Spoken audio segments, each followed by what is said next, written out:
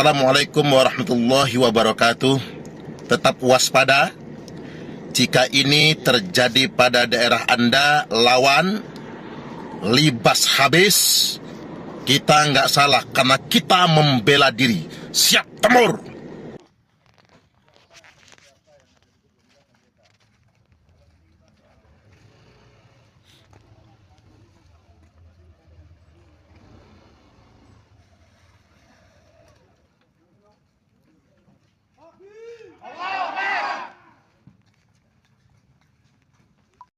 Ya, melaporkan ini dari Desa Kelurahan Maguan, Kecamatan Tasikmadu.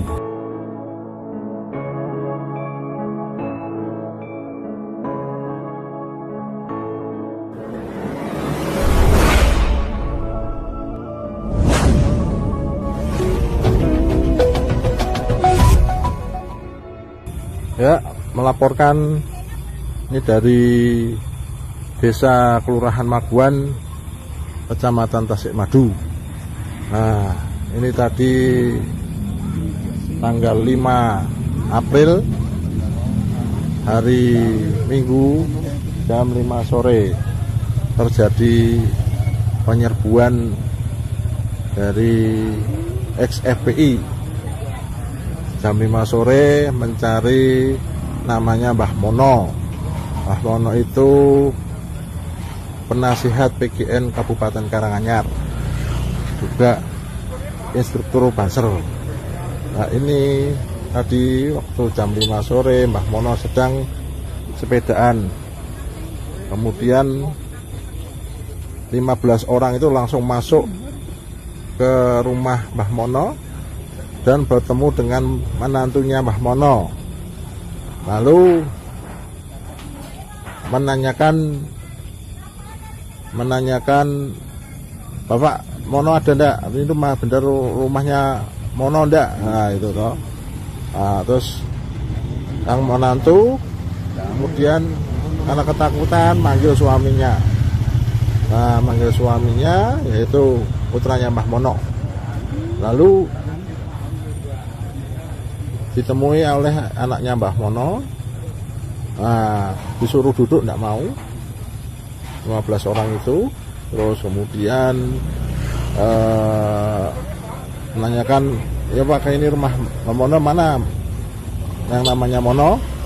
Kemudian dia langsung memvideokan kondisi rumah Mbah Mono. Kemudian udah mereka bilang A1 perangi, A1 perang. Kemudian mereka takbir gitu. Nah, kemudian udah kita tunggu. Terus kemudian dari tetangganya Mbah Mono melaporkan ke Polres dan Polres Kabupaten Karanganyar dan Polsek Kecamatan Tasikmadu. Kemudian dari Polsek dan Polres datang ke rumah Mbah Mono. Nah, kemudian ini sebenarnya jam 8 ini kita disuruh merapat ke kantor Polsek Tasikmadu, Kecamatan Tasikmadu. Tapi ini tadi setelah itu ada telepon dari salah satu dari mereka, nomor yang namanya tidak dikenali, dengan logo profilnya bendera HTI.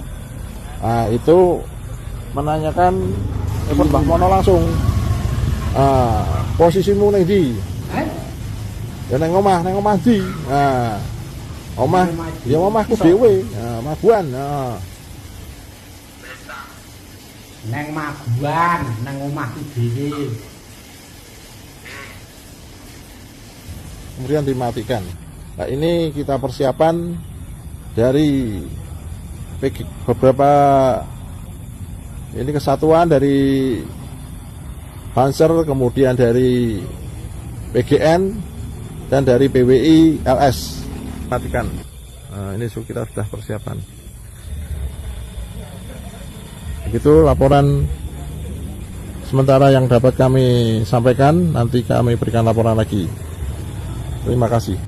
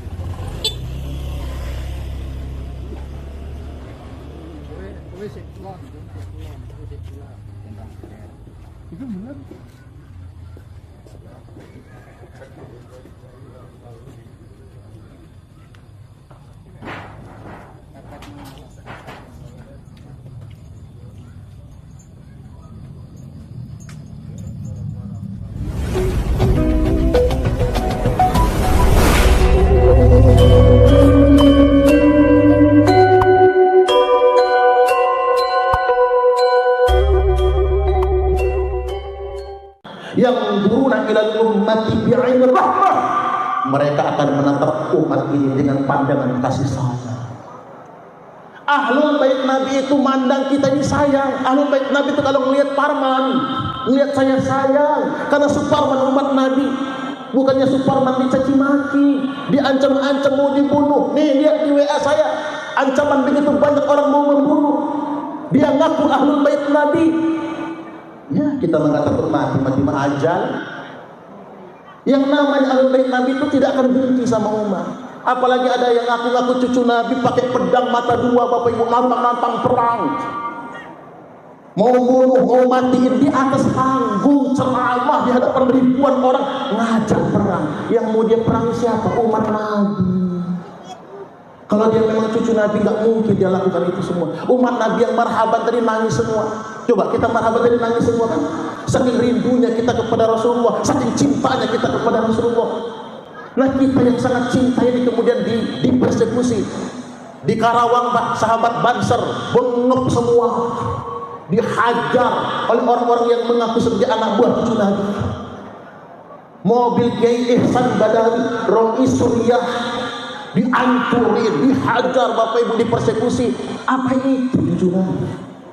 Ini saya perlu ingatkan, sadarlah. Kapan lagi kita sadar? Jangan sampai sedemikian rupa. Ada lagi yang ceramah depan umatnya, depan pengikutnya. Anda membentuk pasukan berani mati, kami akan bentuk pasukan berani matiin. Dia nggak sadar dengan itu semua.